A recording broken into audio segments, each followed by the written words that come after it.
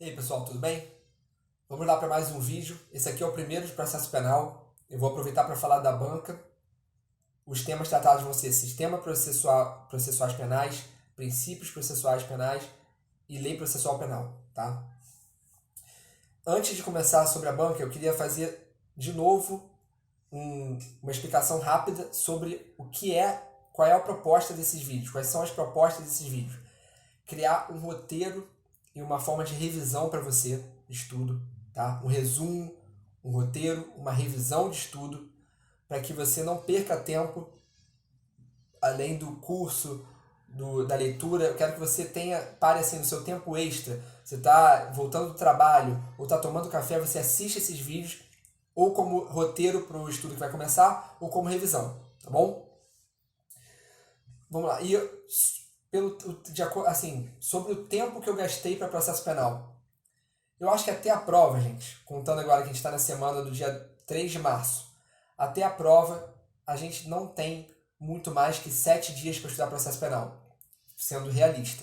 Porque você tem o seu dia para simulado, o seu curso, o seu trabalho. Então, assim, divida o estudo de maneira que você não gaste mais de 7 dias para revisar tudo. Tá? Não dá tempo de ler um manual de 1.500 páginas. Não dá tempo de começar a assistir um módulo de 150 horas. Tá? Sejam objetivos e realistas, tá? Para essa prova. Sobre a banca, gente, o que eu tenho para dizer? O professor Paulo Rangel tem um manual, todo mundo sabe disso. É interessante que você adquira para consultar, pelo menos consultar nesse primeiro momento, até a fase objetiva, quando tiver divergência doutrinária. Tá? E até nos pontos que ele vai além de outros autores, por exemplo, você poderia consultar. O professor Décio Alonso tem um curso na plataforma Hotmart, que ele destaca os principais julgados do professor Paulo Rangel e os principais pontos do livro dele. Tá? Ele já faz um resumo bem interessante para esse concurso do Rio. É um grande conhecedor da obra do professor Paulo Rangel, o professor Décio Alonso. O professor Carlos Eduardo Rangel ele dava aula em um curso antes de ser escolhido para a banca. Só que, quando ele foi escolhido, teve que parar. Então, quem tiver feito esse curso pode aproveitar bastante coisa. Eu encontrei no YouTube, tem também no Periscope, um vídeo dele de 1h20 sobre sistemas processuais penais. Então a gente vai aproveitar para falar, para destacar os pontos que ele fala nesse vídeo. Sobre a professora Ana Paula Costa Marques Faria. Não encontrei nada na internet, nenhum artigo, nem livro publicado. Tá? Agora vamos lá, gente. Começando sobre sistemas processuais penais. O que a gente pode destacar do livro do professor Paulo Rangel e desse vídeo do YouTube do professor Carlos Eduardo Rangel?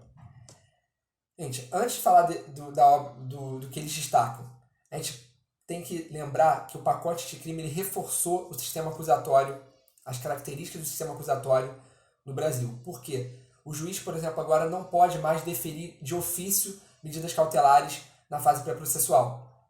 Tá? Então ele agora só com requerimento do Ministério Público e com representação da autoridade policial que ele poderá deferir. Então isso é um reforço ao sistema acusatório. Outro ponto, outra consideração preliminar. O professor Paulo Rangel ele já defendia a existência de um juiz de garantias, tá? Antes do pacote anticrime. Então, só que ele dizia que era utópico, pela logística e tal. Até mesmo pelas razões pelas quais o STF suspendeu essa parte do pacote anticrime,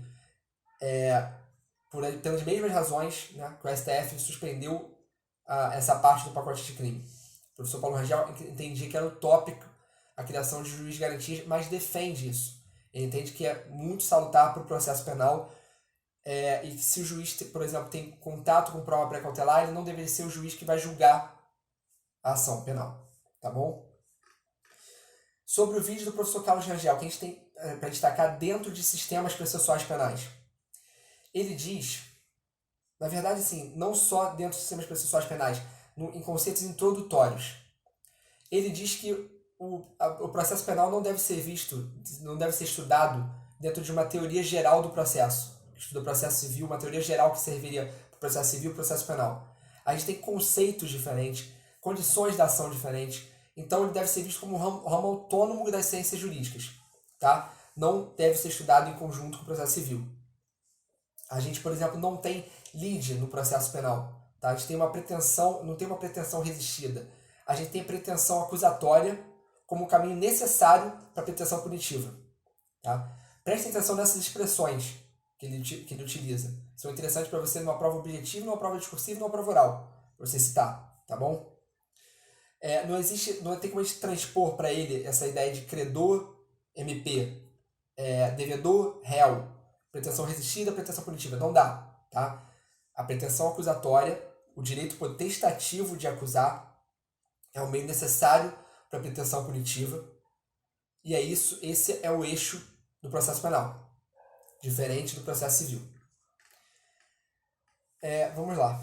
Outro ponto que a gente pode destacar. Quais são os elementos que compõem o objeto de estudo do processo penal? Para o professor Carlos Eduardo Rangel. Elementos objetivos, que são o caso penal, o fato punível, o fumus commissis delicti. Tá? Esses são os elementos objetivos. Elementos subjetivos, sujeitos processuais. E a declaração petitória é o terceiro elemento. O que é a declaração petitória? É a invocação do órgão jurisdicional a partir de um fato punível. Tá? Esses são os elementos que compõem o estudo do processo penal. Outra coisa, eu aprendi na faculdade em cursinho, que existiam 3 sistemas processuais.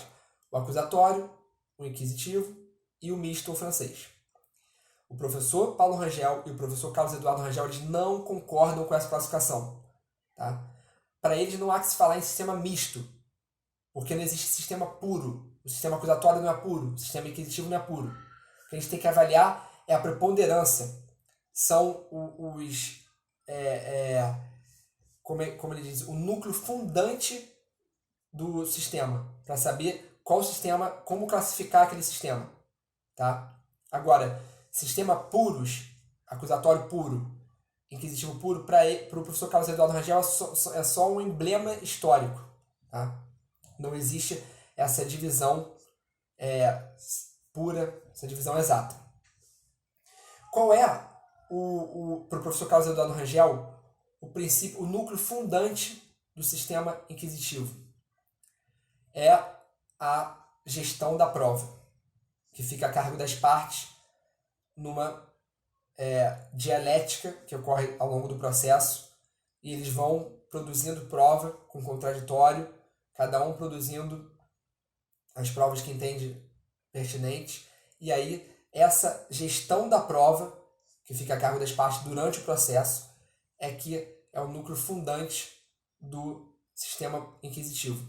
Tá? Para ele, você não vai falar assim apenas, for perguntado numa prova oral, por exemplo, ou na prova objetiva, ou na prova discursiva. Qual é o núcleo fundante, o que caracteriza o sistema acusatório? Você não vai falar só separação de funções.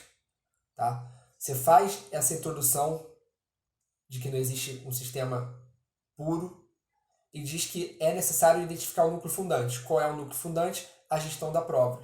Tá? E você pode falar também de separação das funções. Mas o principal para ele é a gestão das provas.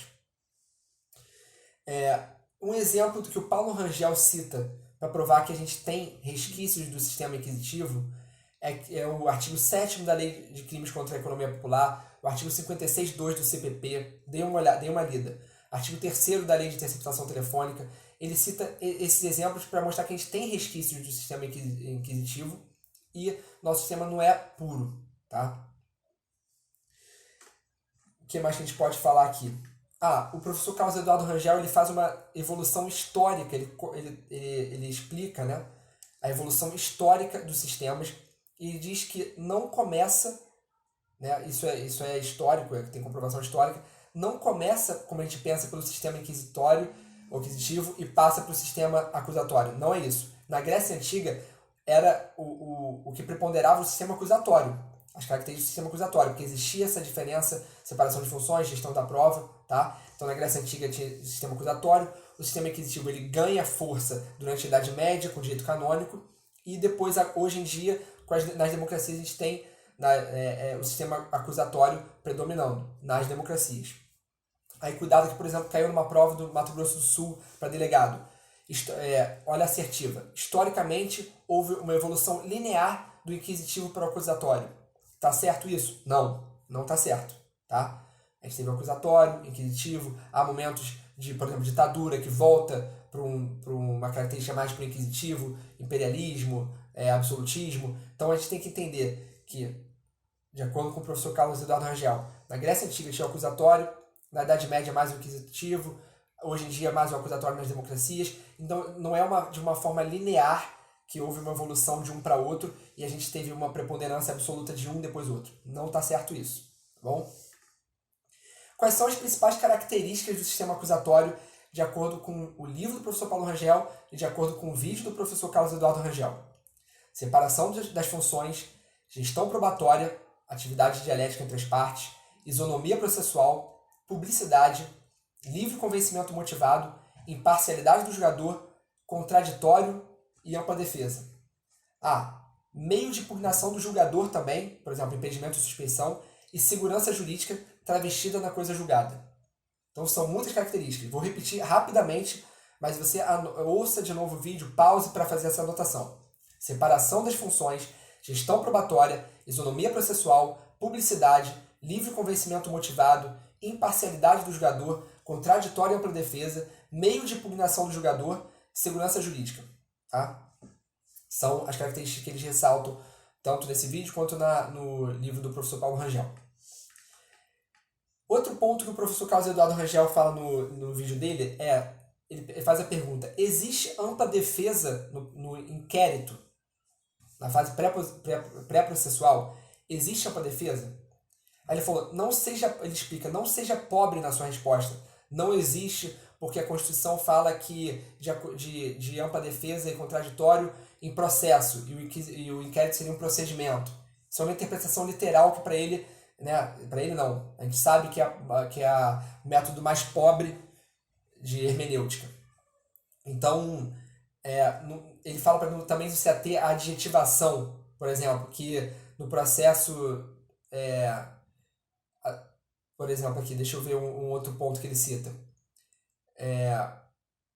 O acusado só é acusado, a ampla defesa, de acordo com a Constituição, é para o acusado. O acusado só é acusado depois da denúncia. Isso aí, para ele, é pobre. Você se ater à adjetivação, se ater a uma interpretação literal. Aí, para ele, você tem que pensar o tema, pensar na pergunta para responder. Ele diz, é possível sim haver ampla defesa no processo, durante o inquérito. Um investigado pode chegar lá e apresentar as provas que houve legítima defesa, por exemplo. Ele pode dizer, explicar a versão dele, ele é ouvido. Então pode sim haver ampla defesa. A grande diferença da fase pré-processual, do inquérito, é que a gestão das provas, está na mão da autoridade policial. A gestão dos elementos informativos, sendo técnico, está na mão da autoridade policial e ele vai gerir da forma que ele entender melhor e passar para o Ministério Público depois. E aí, na fase processual, sim, fica a cargo das partes essa gestão da prova. Tá bom? Então, tome cuidado, isso aí pode ser uma pergunta de prova oral, aí ele vai querer uma resposta completa, pode ser uma pergunta da prova discursiva, então já estou adiantando aqui já que eu estou falando desse vídeo dele. A solução para ele é refletir e não dar uma resposta pobre ou superficial. Passando para a lei processual, o que eu destaco, gente? O artigo 3º está ali na sua frente, é logo o início do Código de Processo Penal, mas o artigo 3º às vezes é negligenciado pelas pessoas e aí cai na prova, a literalidade dele e você erra. Vamos lá. A lei processual permite sim, processual penal permite interpretação extensiva, aplicação analógica e suplemento pelos princípios gerais do direito. Leiam o artigo 3º, cai em prova a literalidade dele. Tá? Outro ponto que eu destaco sobre lei processual penal. Não confundam normas processuais mistas com heterotópicas. Heterotópicas é que estão em diploma diverso do que deveria estar, mas ela tem natureza única. As mistas têm natureza penal e processual. Tá? Ela tem essa natureza mista. Então, uma norma pode vir com caráter predominantemente processual, mas ter aspectos penais. E aí a gente vai se submeter, por exemplo, à irretroatividade, a todos os princípios do direito penal. Tá?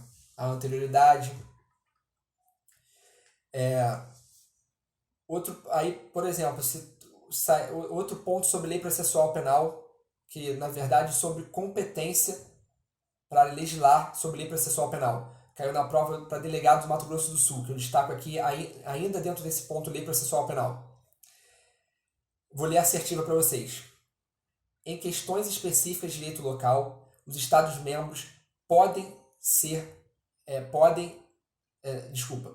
aos Estados-membros pode ser atribuída a competência para legislarem sobre o processo penal, através de lei complementar.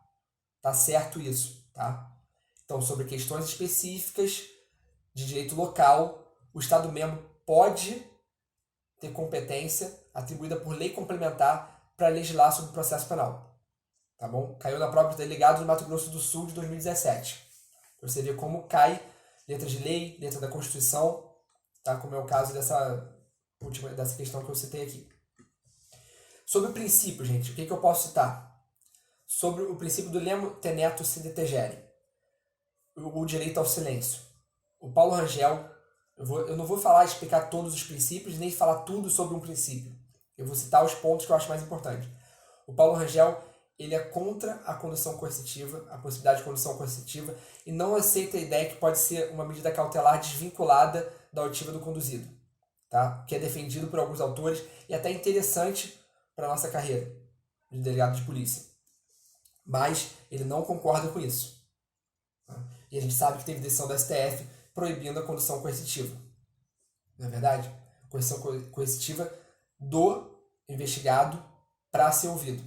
Né? A gente sabe que tem outras formas de condução coercitiva, por exemplo, de testemunha e tal. A gente não está falando de forma genérica, está falando do 260 do CPP, é a condução do delegado, por exemplo, para um investigado ser ouvido, como aconteceu com Lula. Hoje não poderia haver essa condução de acordo com o STF. E o Paulo Rangel concorda com isso. Tá? O Paulo Rangel também não fala em verdade real. Para ele só existe a verdade processual. Ele cita a expressão, o que ocorre é uma reprodução simulada dos fatos perante o juiz. Tá? Então existe a verdade processual. E aí ele cita que a transação penal, que ele chama de impunidade, forma de impunidade legalmente prevista, ele diz que a transação penal acaba sendo uma exceção à busca da verdade processual. Por quê? Exemplo, uma pessoa transaciona e outros dois não transacionam. 3 réus, um transaciona e outros 2 não. Depois vai ser considerado que esses 2 que não transigiram, eles vão ser condenados. Aí, para esses 2 vai haver condenação, para o outro, que aceitou a transação penal, não vai haver condenação. Então, é uma exceção à busca da verdade processual. Tá? Sobre presunção de inocência ou não culpabilidade. O Paulo Rangel ele só fala em verdade processual. Ele acha que não existe nenhuma presunção de inocência, nem de culpabilidade. Tá? Ele fala apenas em verdade processual. Para ele, o MP deve provar o fato típico, ilícito e culpável. Tá? Os 3 elementos do conceito analítico de crime. Típico, ilícito e culpável. E se o réu alegar uma excludente de ilicitude, cabe ao MP provar que ela não existiu. Tá? Comprovar a inexistência, na verdade, comprovar a inexistência dos elementos. Não é comprovar que não existiu, perdão. Comprovar a inexistência dos elementos. Tá? Ele tem que comprovar isso. E se houver dúvida razoável, óbvio, pelo princípio do favor rei, vai ser considerada a excludente de ilicitude alegada pelo réu. Outro ponto que não é do Paulo Rangel, nem do professor Carlos Eduardo Rangel, está no Renato Brasileiro, mas eu acho interessante, ainda sobre o princípio da presunção de inocência. Ele fala que tem um aspecto externo, que cabe à imprensa, à autoridade policial, por exemplo, forma de tratamento do réu, tá? Do acusado, do investigado. Ele acha que a imprensa também, as pessoas devem tratar a pessoa como inocente. Isso é interessante, poderia ser citado por eles uma questão objetiva, por exemplo. Tá? Renato Brasileiro fala desse aspecto, dessa dimensão externa do princípio da presunção de inocência. Sobre a ampla defesa, o que eu posso destacar? Ela se desdobra em autodefesa e defesa técnica. Cuidado! A autodefesa é sim dispensável. Tá? A pessoa pode renunciar à autodefesa. Isso, numa leitura rápida, numa prova objetiva, você pode confundir e achar, não, tá errado isso aqui, porque a ampla defesa, tanto na autodefesa quanto na defesa técnica, ela é irrenunciável. Não é. Tá? A defesa técnica é irrenunciável, mas a autodefesa não. Ela é dispensável e irrenunciável. Outros princípios, gente, eu vou citar ao longo da explicação de outros tópicos do edital. Por exemplo, vedação da prova ilícita. Eu vou falar quando falar de provas. Tá? Agora eu destaquei só alguns pontos mais iniciais, alguns pontos que eu acho relevantes. E sobre jurisprudência vai ser o mesmo raciocínio. Eu vou inserir ao longo da explicação dos outros tópicos, não agora. E os exercícios eu fui inserindo nessa explicação, que eu achei de exercício relevante sobre esses 3 tópicos que a gente tratou: princípio, lei processual penal e sistemas processuais. Eu fui inserindo ao longo da explicação. Tá bom? Gente, uma dica de estudo aqui importante. Não deixem de fazer, eu falei no início, vou falar de novo, um cronograma realista, tá? Até o dia da prova. Não coloquem milhões de livros, de materiais, sigam um material base e complementem com outro. Exemplo, no processo penal, siga as suas anotações, o teu caderno que você já fez e complemente com o livro, com o curso do professor Décio Alonso. Complemente com esses meus vídeos, tá? Com exercícios, com leitura de lei seca. Mas não fiquem achando que vai dar tempo de ler todos os manuais da banca inteira, até porque isso é mais importante para uma segunda fase do que para a primeira fase. Tá bom? Um abraço e até o próximo vídeo.